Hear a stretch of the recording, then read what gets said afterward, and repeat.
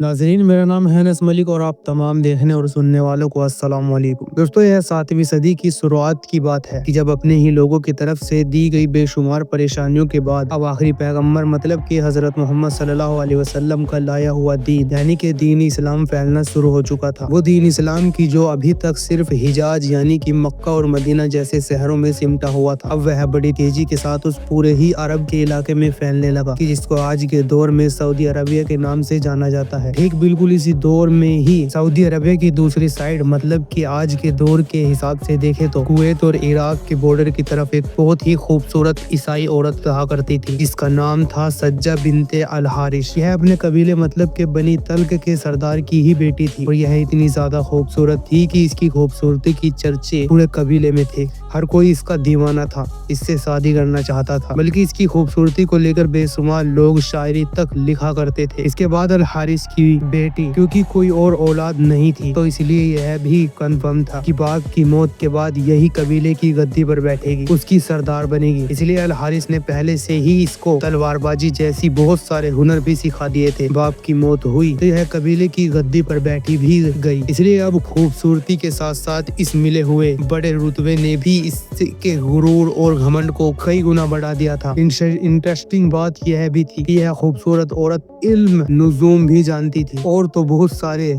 जादुई कर्तव्य भी दिखाया करती थी। अब क्योंकि वो दौर आ चुका था कि जब इस्लाम तेजी के साथ फैलते हुए इसके इलाके तक भी पहुंच गया था और इसके कबीले के भी कई लोग ईमान ला चुके थे, मतलब कि मुसलमान बन चुके थे। जब भी ये उन लोगों की जुबान से अल नबी अलैहिस्सलाम का नाम सुनती, उनकी खूबियां जानती, तो हमेशा इसके दिमाग में बस यही ख्याल आता कि आखिर वो खुद भी एक नबी मतलब के प्रॉफिट क्यों नहीं हो सकती। तो एक कबीले की सरदार है और इतनी खूबसूरत है कि उसकी खूबसूरती के चर्चे अरब से दूर दूर तक है और साथ ही साथ इल्म नुजूम और जादुई चीजों से भी अच्छी तरह से फैमिलियर है। अब यह सोचती तो रहती थी लेकिन फिर भी नबी अलैहिस्सलाम की मौजूदगी में इस तरह का कोई भी कदम उठाने की इसकी हिम्मत ना हो सकी। लेकिन जैसे ही नबी अलैहिस्सलाम इस दुनिया से जाहिर हुए, तौर पर रुखसत हुए और इस तक यह खबर पहुंची, इसने फौरन अपने कबीले वाले लोगों को इकट्ठा किया और इनको सभी को भड़काने के लिए एक अंधाधुंध तकरीर भी कर डाली और उसी तकरीर में अपना नबी होने का मतलब कि नबूवत का दावा कर डाला और अरब में दूर दूर तक मशहूर जो उसका हुस्न था, जो उसकी खूबसूरती थी, उसी को ही अपना एक मौजज़ा भी करार दे दिया। दूसरी तरफ उसके कबीले के ज्यादातर ऐसे लोग की जो ऑलरेडी देख रहे थे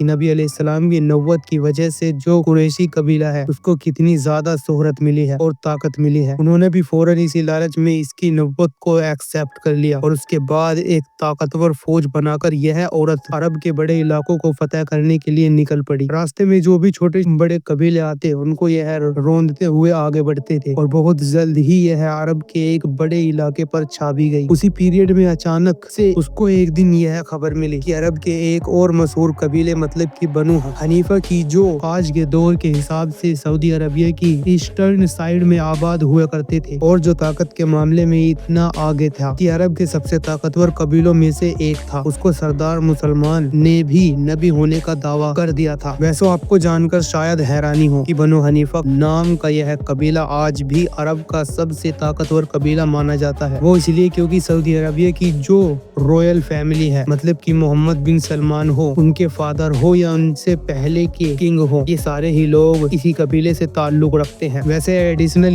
यहाँ पर हम आपको यह बताते चले कि नबी अलैहिस्सलाम के बाद जो पूरे ही अरब के इलाके में बगावत फैल गई थी और पहले ही खलीफा मतलब हजरत अबू बकर सिद्दीक को खालिद बिन वलीद की सिपहसालार में इन सारी बगावतों को कुचलना पड़ा था। तो इन सारे बागियों में जो बगावत सबसे बड़ी थी और जो इंसान सबसे ज्यादा खतरनाक और ताकतवर था, वो दरअसल यही मुसलमा कज्जा था। इसकी खुद की कहानी भी इतनी ज्यादा बड़ी और अहम है कि जिसको समझने के लिए एक सेपरेट मतलब कि एक अलग वीडियो की जरूरत होगी। इसलिए आज की वीडियो में हम सिर्फ उतना ही जानेंगे कि जितना इस औरत मतलब कि सज्जा बिनते अल हारिस की कहानी को समझने के लिए जरूरी है। मुसलमा की कहानी पर अगर शॉर्ट में नजर डालें तो उस दौर में नजद के पास में ही इसका बनु हनीफा कबीला आबाद हुआ करता था। और 8 हिजरी के करीब में बनु हनीफा के कबीले के चंद लोगों ने नबी अलैहिस्सलाम के पास जाकर इस्लाम भी कबूल कर लिया था। उसी कबीले का यह सरदार हुआ करता था और सरदार होने की वजह से न सिर्फ अरब के इलाके में दूर दूर तक मशहूर था, बल्कि इसके अपने लोग हर मामले में इससे मशवरा भी किया करते थे। यह पढ़ा लिखा और काबिल तो था ही, मगर साथ में बहुत ज्यादा चालाक भी हुआ करता था। 9 हिजरी के दौर में जब अरब की दूर दूर के इलाके से बड़े बड़े काफिले नबी अलैहिस्सलाम के पास आया करते थे, उनसे मुलाकात किया करते थे, इस्लाम के बारे में बहुत कुछ जाना और समझा करते थे। उसी वक्त में ही एक काफिला बनु हनीफा के कबीले से भी आया। उस काफिले के अंदर यह मुसलमान भी मौजूद था और जब यह काफिला नबी अलैहिस्सलाम के पास पहुंचा तो नबी अलैहिस्सलाम की नजर जैसे ही मुसलमान पर पड़ी तो आप इसको देखकर मुस्कुराने लगे। इस पर मुसलमान ने पूछा भी कि आप क्यों मुस्कुरा रहे हैं? तो नबी अलैहिस्सलाम ने फरमाया कि मुझको बताया गया है कि मेरी उम्मत में एक अजाब होगा कि जो नबुव्वत का दावा करेगा। नबी अलैहिस्सलाम ने काफिले में आए हुए बाकी लोगों से भी बातचीत की, उनको तोहफे भी दिए, लेकिन मुसलमान ने ना तो बातचीत की और ना ही इसको तोहफा दिया। दूसरी तरफ मुसलमान भी नबी अलैहिस्सलाम को बड़े ध्यान से देखता रहा, मतलब उनकी हर एक्टिविटी, उनके मूवमेंट को, बात करने के तरीके को, हर चीज को ऑब्जर्व करता रहा। और फिर जैसे ही यह अपने कबीले वालों की तरफ वापस पहुंचा तो इसने फौरन वहां जाकर नबी होने का दावा कर दिया। शुरुआत में तो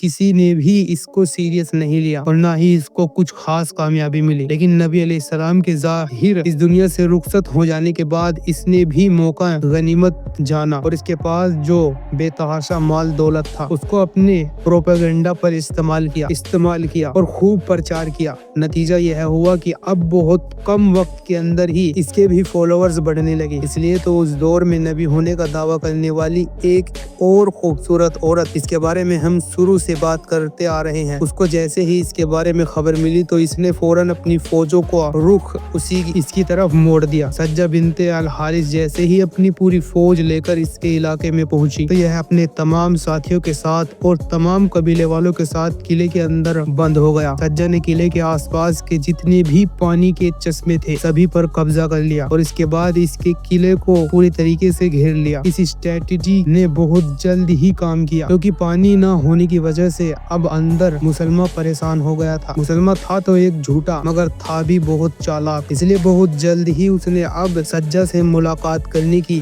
ख्वाहिश जाहिर की। दोनों की मुलाकात हुई तो अपने पहली ही मुलाकात में मुसलमान ने अपनी बातों के जरिए से सज्जा को इतना ज्यादा माइल कर लिया और इतना ज्यादा इम्प्रेस किया कि इन दोनों ने न सिर्फ यूनाइट होने का फैसला किया बल्कि उस दिन ही इन दोनों का निकाह भी हो गया। या फिर हम यह भी कह सकते हैं कि मुस्लिम फौजों से टकराने से पहले शायद सज्जा को भी यही सब कुछ करने में फायदा दिखाई दे रहा था। अब इन दोनों के एक साथ आ जाने की वजह से मुसलमान कज्जा की ताकत हद से ज्यादा बढ़ चुकी थी। माले दौलत और बाकी रिसोर्सेज में तो इनका पहले से ही कोई तोड़ नहीं था और अब इनकी फौज भी नंबर्स में इतनी ज्यादा हो चुकी थी कि मुसलमानों की फौज दूर दूर तक नहीं ठहरती थी। ऊपर से यह है कि जैसा कि हम पहले ही जान चुके हैं कि नबी अलैहिस्सलाम के बाद पहले खलीफा के दौर में पूरे ही अरब के इलाके में बगावत फैल चुकी थी, तो मुसलमानों की जो मेन फौज थी या जो मेन फौज के सिपा सालार मतलब कि हजरत खालिद बिन वलीद थे वो बाकी बगावत को कुचलने में बिजी थे और इस तरफ आ ही नहीं सकते थे। अब एक तरफ खालिद बिन वलीद बाकी जंगों में बिजी थे, दूसरी तरफ मुसलमान का खतरा दिन ब दिन और भी ज्यादा बढ़ता जा रहा था। तो इसलिए पहले खलीफा हजरत अबू बकर सिद्दीक ने हजरत खालिद बिन वलीद की गैर मौजूदगी में भी दो अलग अलग वक्त पर दो अलग अलग छोटी छोटी फौज इसके मुकाबले के लिए भेजी। पहली फौज को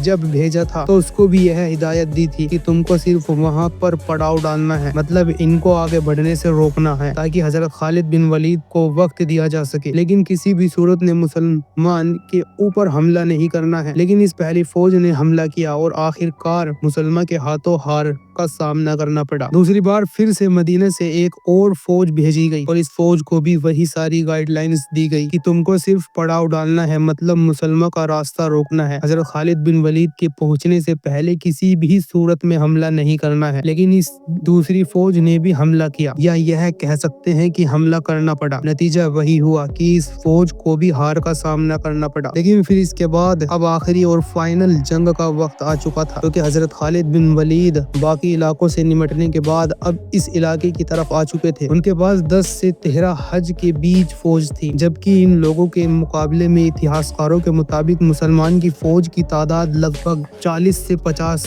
के बीच थी। पहले तो मुसलमान कज्जा ने हजरत खालिद बिन वलीद के साथ भी वही खेल खेलने की कोशिश की, मतलब मुलाकात के जरिए से किसी तरीके से बहला फुसलाकर अपने कैंप में करने की कोशिश की। लेकिन जब उसको यकीन हो गया कि अब कुछ नहीं हो सकता, तो फिर जंग की तैयारी शुरू हुई। सुबह का सूरज निकला तो हजरत खालिद बिन वलीद ने अपनी फौज के सामने एक जोरदार तकरीर की और कहा कि मुसलमानों, यकीन जानो नबुव्वत खत्म हो चुकी है। हजरत मोहम्मद सल्लल्लाहु अलैहि वसल्लम आखिरी नबी थे और फिर उसके बाद जो भी नबुव्वत का दावा करता है समझ लो वो झूठा है, और हम उसी झूठ के खिलाफ आज इस मैदान में सफे बांधे खड़े हैं। इसके बाद वो हुरैजा जंग शुरू हुई, जिसको इतिहास में बैटल ऑफ यमामा के नाम से याद किया जाता है। जिस जंग में मुसलमानों ने हजरत खालिद बिन वलीद की लीडरशिप में अपने से 4-5 गुना बड़ी फौज को शिकस्त दे दी, लेकिन मुस्लिम फौज को भी इतना ज्यादा नुकसान पहुंचा कि जिसकी भरपाई करने में लंबा वक्त लग गया। इस जंग के बीच में ही मुसलमान गज्जा चुपके से एक चादर ओढ़कर एक पेड़ के नीचे लेट गया था और अपने साथियों से कहा कि मैं यहाँ वहीं का इंतजार कर रहा हूँ और जाओ तुम जंग करो,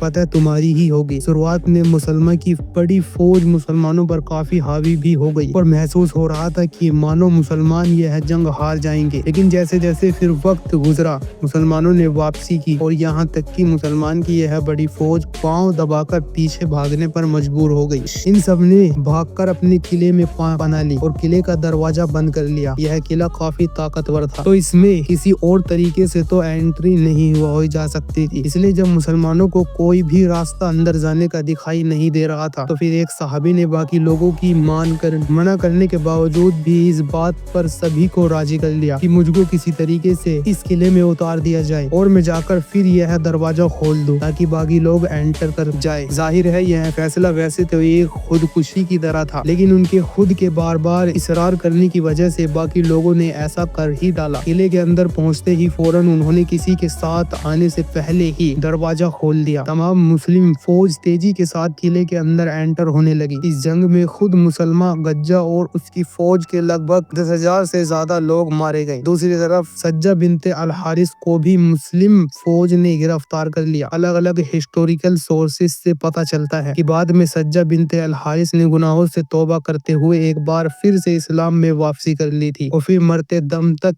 इसी मजहब यानी कि मजहब इस्लाम पर कायम रही। इसी के साथ आज की हमारी यह वीडियो भी खत्म होती है। वीडियो अगर इन्फॉर्मेटिव लगी हो तो लाइक करने के साथ साथ दोस्तों के साथ शेयर जरूर करें और ऐसी ही नॉलेजेबल और हिस्टोरिकल वीडियोस हमेशा देखने के लिए हमारे इस चैनल को अनस वॉइस को सब्सक्राइब जरूर करें।